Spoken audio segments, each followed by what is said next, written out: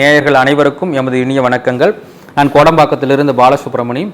இன்று நாம் காண இருப்பது கேட்டை நட்சத்திரத்தினுடைய பொதுவான தன்மைகள், கேட்டை நட்சத்திரக்காரர்கள் வாழ்வில் ஏற்றமடைவதற்கு உண்டான வழிமுறைகள், மேலும் அவர்கள் உண்ணக்கூடிய உணவு முறைகள் பற்றிய விஷயங்களை நாம் இன்று அறிய இருக்கிறோம். அதாவது இந்த கேட்டை நட்சத்திரமானது புதன் பகவானுடைய நட்சத்திரம். இந்த கேட்டை நட்சத்திரமானது விருச்சிக ராசியிலே இடம்பெறுகிறது. இந்த கேட்டை நட்சத்திரத்திலே தேவேந்திரனும் தர்மனும் பிறந்திருக்கிறார்கள். இந்த கேட்டை நட்சத்திரத்தினுடைய உணவானது வல்லாரைக்கீரை மற்றும் ஜெரி பழம். இதனுடைய இருப்பிடமானது இந்திர சுகம், செக்ஸ், கோட்டை சுவர், காமன் சுவர் என்று சொல்வார்கள். பொதுவாக இந்த கேட்டை நட்சத்திரத்தை வலுப்படுத்த வேண்டுமெனில் அதற்கு கேட்டை நட்சத்திரத்திற்கு இரண்டாவது சம்பத்து தாரையான மூலம் நட்சத்திரத்தை வலுப்படுத்த வேண்டும். அப்படி மூலம் நட்சத்திரத்தை வலுப்படுத்தும் பொழுது ஜாதகத்தில் லக்ன ரீதியாக கேது பகவான் வலுவுடன் இருந்தாலும், அதே போல ஒருவருக்கு மூலம் நட்சத்திரத்திலே நின்று ஒரு கிரகம் திசை நடத்தி அந்த கேது பகவான் சிறப்பாக இருந்தாலும் அவர்கள் மூலம் நட்சத்திரத்தை இயக்குவதன் மூலமாக நிச்சயமாக ஒரு நற்பலன்களை அடைய முடியும். அப்பொழுது அந்த மூலம் நட்சத்திரத்துக்கு விஷயமான ஆஞ்சநேயர் பிறந்த நட்சத்திரம் என்பதால் ஆஞ்சநேயரை வழிபாடு செய்வதன் மூலமாகவும், அதே போல கொய்யாப்பழத்தை அதிகமாக சாப்பிடுவதன் மூலமாகவும் மிகப்பெரிய யோகங்களை எல்லாம் நிச்சயமாக அடைய முடியும். அடுத்ததாக இந்த கேட்டை நட்சத்திரத்திற்கு நான்காவது நட்சத்திரமான, அதாவது கேட்டை, மூலம், பூராடம், உத்திராடம், நான்காவது நட்சத்திரமான உத்திராடம் நட்சத்திரத்தை இயக்குவதன் மூலமாகவும் கிருத்திகை நட்சத்திரத்தை இயக்குவதன் மூலமாகவும் மிகப்பெரிய ஒரு நன்மைகளை நிச்சயமாக பெற முடியும். அதாவது ஜாதகத்தில் லக்ன ரீதியாக சூரிய பகவான் வலுவுடன் இருந்தாலும், கிருத்திகை அல்லது உத்திராடம் நட்சத்திரத்தில் ஒரு கிரகம் நின்று திசை நடத்தி சூரிய பகவான் வலுவாக இருந்தாலும், இந்த உத்திராடம் மற்றும் கிருத்திகையுடைய இயக்கத்தை அதிகமாக செய்தால் மிக சிறப்பான பலன்கள் நிச்சயமாக நடக்கும். அப்பொழுது அந்த உத்திராடம் நட்சத்திரத்திற்குரிய பழங்களான பலாப்பழம் அதிகமாக சாப்பிடுவதும், அதே போல விநாயகரை அதிகமாக வழிபாடு செய்வதும் மிகப்பெரிய நன்மைகளை ஏற்படுத்தி தரும். அதே போல கிருத்திகை நட்சத்திரம் அக்னி பகவான் பிறந்த நட்சத்திரம் என்பதால் அக்னி வழிபாடும், அக்னி ஹோமத்தி போன்ற விஷயங்களில் நாம் கலந்து கொள்வதும், மேலும் அந்த பேரிச்சி பழங்களை அதிகமாக சாப்பிடுவதும் மிகப்பெரிய யோகங்களை நிச்சயமாக தங்களுக்கு பெற்றே தரும். இதற்கு அடுத்தபடியாக ஆறாவது நட்சத்திரம். அப்பொழுது ஆறாவது நட்சத்திரம் என்பது அவிட்டம் நட்சத்திரம். அப்பொழுது அவிட்டம் நட்சத்திரத்தை இயக்குவதன் மூலமாக நன்மைகள் நடக்கும். ஆறாவது என்பது சாதக தாரை, அனுகூலத்தை, தெய்வ அனுகூலத்தை குறிக்கக்கூடிய நட்சத்திரம் என்பதால் நிச்சயமாக அதை இயக்குவதன் மூலமாகவும் மேலும் பல நன்மைகளை நிச்சயமாக பெற முடியும். ஆனால் ஜனன ஜாதகத்தில் லக்ன ரீதியாக செவ்வாய் பகவான் வலுவுடன் இருந்தாலும், ஒரு அவிட்டம் நட்சத்திரத்திலே நின்று ஒரு கிரகம் திசை நடத்தி அதிலே செவ்வாய் பகவான் வலுவாக இருந்தாலும் இந்த அவிட்டம் நட்சத்திரத்தை இயக்குவதன் மூலமாக மிகப்பெரிய நன்மைகளை எல்லாம் அடைய முடியும். அப்பொழுது அந்த அவிட்டம் நட்சத்திரத்தில் இந்திராணி பிறந்திருப்பதால் இந்திராணி வழிபாடு செய்வதும், அதே போல ஆப்பிள், தக்காளி போன்ற உணவுகளை உட்கொள்வதன் மூலமாகவும் மிகப்பெரிய நன்மைகள் எல்லாம் நிச்சயமாக உருவாகும். அடுத்ததாக எட்டாவது நட்சத்திரம். இந்த கேட்டை நட்சத்திரத்திற்கு எட்டாவது நட்சத்திரமாக பூரட்டாதி நட்சத்திரம் அமைகிறது. பூரட்டாதி என்பது ஒரு மிகப்பெரிய யோகத்தை கொடுக்க மைத்திரதாரையாக அதாவது மைத்திரதாரை நட்சத்திரமாக இந்த பூரட்டாதி நட்சத்திரமானது இருக்கிறது.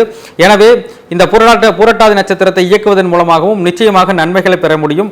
ஆனால் ஜனன ஜாதகத்தில் லக்ன ரீதியாக குரு பகவான் வலுவுடன் இருந்தாலும், அதே போல ஒருவருக்கு பூரட்டாதி நட்சத்திரத்திலே நின்று ஒரு கிரகம் திசை நடத்தி குரு பகவான் வலிமையாக இருந்தாலும் நிச்சயமாக நற்பலன்கள் ஏற்படும். அதற்கு அந்த பூரட்டாதி நட்சத்திரத்தை இயக்க வேண்டும். பூரட்டாதி நட்சத்திரத்திலே குபேரன் பிறந்திருப்பதால் குபேரனை வழிபாடு செய்வதும், அதே போல மாம்பழம் என்ற ஒரு அமைப்பை குறிப்பதால் மாம்பழங்களை அதிகமாக சாப்பிடுவதன் மூலமாகவும் மிகப்பெரிய நன்மைகளை எல்லாம் இந்த கேட்டை நட்சத்திரக்காரர்கள் அடைய முடியும்.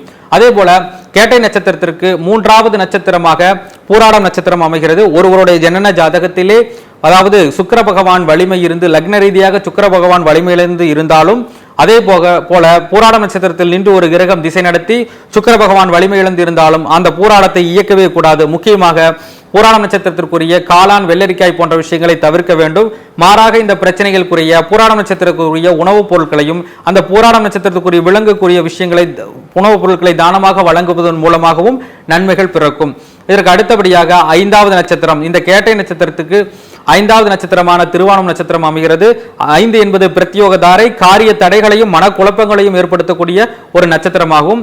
ஜாதகத்தில் லக்ன ரீதியாக சந்திர பகவான் வலிமை இழந்து இருந்தாலும், அதே போல ஒருவருக்கு திருவோணம் நட்சத்திரத்திலிருந்து திசை நடத்தி அந்த சந்திரன் வலிமையில் இருந்தாலும் நிச்சயமாக அவர்கள் திருவோணம் நட்சத்திரத்தை இயக்கவே கூடாது.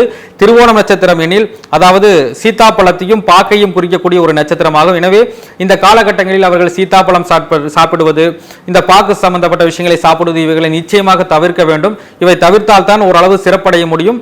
எனவே இந்த பிரச்சனைகளை குறைய அந்த திருவோணம் நட்சத்திரத்திற்குரிய உணவுப் பொருட்களை தானமாகவும் அதற்குரிய விளங்கக்கூடிய உணவுப் பொருட்களை தானமாகவும் வழங்கினால் நிச்சயமாக ஒரு பிரச்சனைகள் தங்களுக்கு குறைந்து கிடைக்கும். அதற்கு அடுத்தபடியாக 7வது நட்சத்திரம் கேட்டை நட்சத்திரத்துக்கு 7வது நட்சத்திரமானது சதய நட்சத்திரம் அமைகிறது. சதயம் என்பது வதைதாரை நட்சத்திரம். ஒருவர் ஜனன ஜாதகத்திலே லக்ன ரீதியாக ராகு பகவான் வலிமை இழந்து இருந்தாலும், அதே போல ஒருவருக்கு சதயம் நட்சத்திரத்திலே நின்று கிரகம் திசை நடத்தி ராகு பகவான் வலிமையிலிருந்து இருந்தாலும் நிச்சயமாக அந்த காலகட்டங்களில் நீங்கள் சதயம் நட்சத்திரத்தை இயக்கக்கூடாது. சதயத்தை இயக்கினால் மிகப்பெரிய வதைதாரை தோஷங்கள் எல்லாம் ஏற்படும். முக்கியமாக அவர்கள் திராட்சை பழத்தை நிச்சயமாக அந்த காலகட்டங்களில் சாப்பிடக்கூடாது. மாறாக அதற்குரிய உணவுப் பொருட்களையும் மற்றும் அதற்குரிய விளங்கக்கூடிய பொருட்களையும் தானமாக வழங்கினால் பிரச்சனைகள் குறைந்து நன்மைகள் உருவாகும். இது மட்டுமல்லாமல் பொதுவாக இவருக்கு இந்த கேட்டை நட்சத்திரக்காரர்களுக்கு வேதை நட்சத்திரமாக அஸ்வதி நட்சத்திரம் அமைகிறது. பொதுவாக இவருக்கு இந்த அஸ்வதி நட்சத்திரத்திலே நின்று ஒரு கிரகம் திசை நடத்தி கேது கெட்டிருந்தாலும், லக்ன ரீதியாக கேது பகவான் கெட்டிருந்தாலும் நிச்சயமாக இவர்களுக்கு அந்த அஸ்வதி நட்சத்திரம் மிகப்பெரிய பிரச்சனைகளை எல்லாம் கொடுக்கும். எனவே அந்த அஸ்வதி நட்சத்திரத்தை இவர்கள் இயக்கக்கூடாது. அஸ்வதி நட்சத்திரத்தை இயக்கினால் எதிரிகள் தமக்கு உருவாகி எதிரிகளால் மனக்குழப்பங்களும் பிரச்சனைகளும் எப்பொழுதும் இருந்து கொண்டே இருக்கும். ஆகவே அந்த அஸ்வதி நட்சத்திரத்துக்குரிய பழமான, அதாவது அதற்குரிய கனியான முந்திரி பருப்பை எப்பொழுதும் சாப்பிடவே கூடாது. இவைகளெல்லாம் நிச்சயமாக தவிர்த்து வர வேண்டும். அடுத்தபடியாக இந்த கேட்டை நட்சத்திரத்திற்கு 18வது நட்சத்திரமாக பூசம் நட்சத்திரம் அமைகிறது. லக்ன ரீதியாக சனி பகவான் வலிமை இழந்து இருந்தாலும், அதே போல பூசம் நட்சத்திரத்திலே ஒரு கிரகம் நின்று திசை நடத்தி சனி பகவான் கெட்டிருந்தாலும் கண்டிப்பாக அவருக்கு அந்த திசையிலும் பொதுவாகவும் அவர்களுக்கு பணப்பகை இந்த பூசம் நட்சத்திரத்தால் வந்து சேரும். எனவே அவர்கள் பூசம் நட்சத்திரத்தை கண்டிப்பாக இயக்கக்கூடாது. அதாவது பூசம் நட்சத்திரம் என்றால் பூசம் நட்சத்திரத்துக்குரிய பலமான விளாம்பழத்தை எக்காரணத்தை கொண்டு இவர்கள் சாப்பிடக்கூடாது. மாறாக அதற்குரிய பொருட்களை தானமாக வழங்குவதன் மூலமாகவும் அதற்குரிய விலங்குகளை நாம் தானமாக வழங்குவதன் மூலமாகவும் விலங்குகளுக்குரிய பொருட்களை தானமாக வழங்குவதன் மூலமாகவும் பிரச்சனைகளை நாம் குறைத்துக் கொள்ள முடியும். இந்த காலகட்டங்களில் பணப்பகைகளும் பணம் சம்பந்தப்பட்ட வகையில் பிரச்சனைகளும் வரக்கூடிய வாய்ப்புகள் உண்டு. அதாவது 4வது நட்சத்திரம், அதாவது 22வது நட்சத்திரம் என்பது வைநாசிக நட்சத்திரமாகும். கேட்டை, மூலம், புராடம், உத்திராடம் கிட்டத்தட்ட உத்திரம் நட்சத்திரம் தான் இவர்களுக்கு வைநாசிக நட்சத்திரமாக வரும். எனவே ஒருவருக்கு ஜனன ஜாதகத்திலே உத்திரம் நட்சத்திரத்திலே நின்று ஒரு கிரகம் திசை நடத்தினாலும், அதே போல அதாவது உத்திர நட்சத்திரத்தினுடைய அதிபதி சூரிய பகவான் லக்ன ரீதியாக வலிமை இழந்து இருந்தாலும் நிச்சயமாக அவர்களுக்கு அந்த உத்திரத்தை இயக்குவதன் மூலமாக பாதிப்புகள் வந்தே தீரும். ஆக அந்த உத்திர நட்சத்திரத்துக்குரிய பொருளான மாதுளம்பழத்தை நிச்சயமாக இவர்கள் சாப்பிடவே கூடாது. இது மட்டுமல்லாமல் ஒருவருடைய ஜாதகத்திலே திதி சூன்ய ராசிகள் என்று ஒரு ராசிகள் இருக்கிறது. அந்த திதி சூன்ய ராசிகளை அறிய வேண்டும். அது மட்டுமல்லாமல் அந்த முடக்கு ராசிகளை பற்றிய விஷயங்களை அறிந்து கொள்ள வேண்டும்.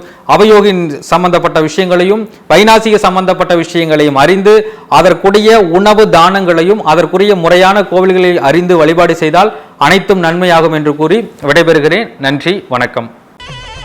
ஸ்ரீ குபேரன் டிவியை பார்த்தமைக்கு நன்றிகள். மேலும் இது போன்ற தகவல்களை தெரிந்து கொள்ள ஸ்ரீ குபேரன் டிவியை சப்ஸ்கிரைப் செய்யுங்கள். மறக்காமல் பெல் ஐக்கானை கிளிக் செய்யுங்கள்.